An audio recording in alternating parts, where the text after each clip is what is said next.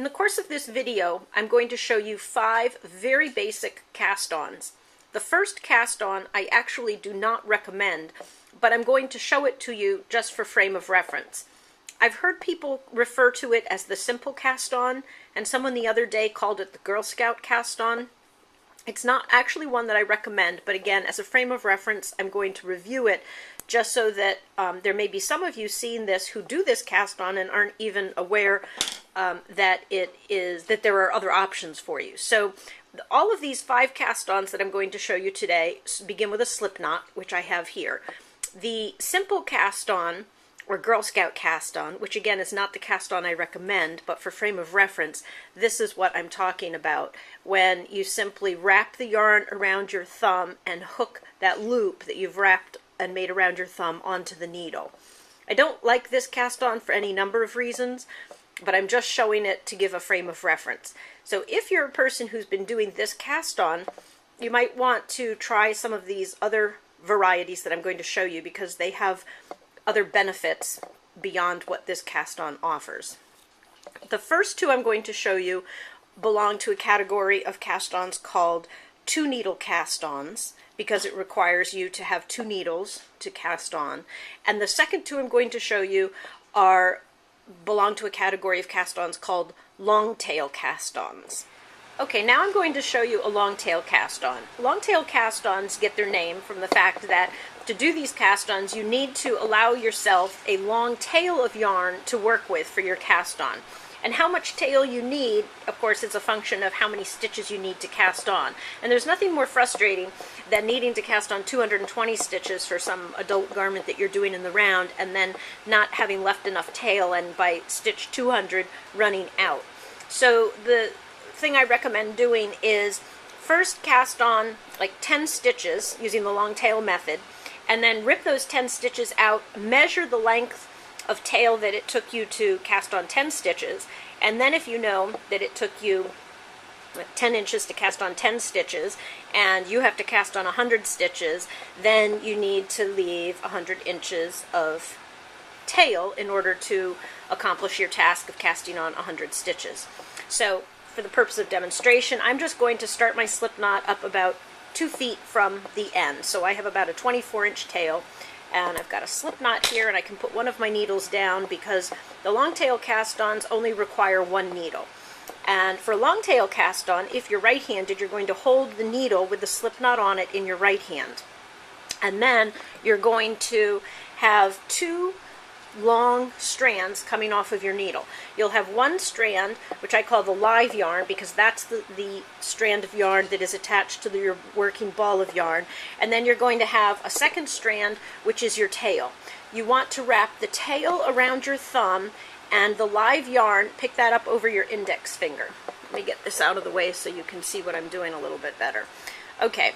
So with the tail over your wound around your thumb and the live yarn, which is attached to the ball of yarn, wound around your index finger, this is how you would create how you would cast on using the long tail method. You're going to take the tip of your needle and you're going to go down under the front thread that's wrapped around your thumb, and then you're going to come back here and grab in a counterclockwise fashion the thread that's around your index finger, and you're going to bring that through the thumb loop so that it puts a stitch on the needle. Now drop your thumb and use your thumb to create a little tension down here to tighten or neaten up that stitch. So now I have my slip knot and I have the first stitch cast on.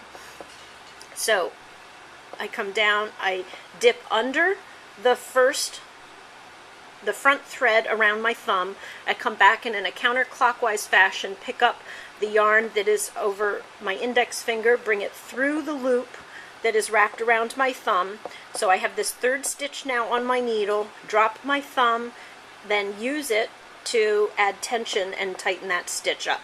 So once you get going, this becomes a very fluid and very quick cast on.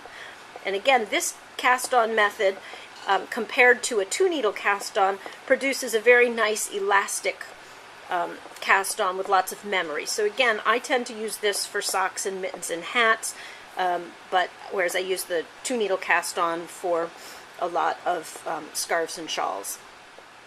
Okay, the second way of casting on using a long tail method is sort of a two-handed way of casting on. Instead of holding both yarns in the one hand and using your needle to pick the stitch up, you're going to hold the tail in your left hand, again speaking as a right-handed person, and the live yarn in your right hand. And for those of you who have been doing that first cast on method that I showed called the simple cast on, where you just wrap the yarn over your thumb and put that loop on the tip of your needle, this may be an easy way for you to learn this type of long tail cast on, because that's how you're going to start. But leaving that stitch on the needle and your thumb still through the loop, you're now going to take the live yarn and wrap it around the tip of the needle, and then throw that loop that's on your thumb over the tip of the needle and to the back, and as you do that, tighten your tension. So we do a sort of a variation on the simple cast on, wrap the live yarn around the needle, throw the loop back over to the back, and tighten our tension. So this is the same, casting on the same long tail cast on as before. It's creating the same stitch on the needle, but it's just a way of doing it with two hands. And some people find this a little bit easier than using the two strands on one hand. Whatever is comfortable for you. Everybody sees things in different ways. Everybody learns differently. So these are both long tail cast on. There's absolutely no difference to the stitch on the needle. It's just two different ways of accomplishing a long tail cast on. Okay, so I hope that's helpful. These are 4 really basic ways of casting on, all 4 of which are an improvement, I think, over that simple cast on which I started off by demonstrating. And next newsletter, I'll have a little video on a couple of really pretty decorative cast-ons that are a little bit more challenging, but definitely worthwhile learning.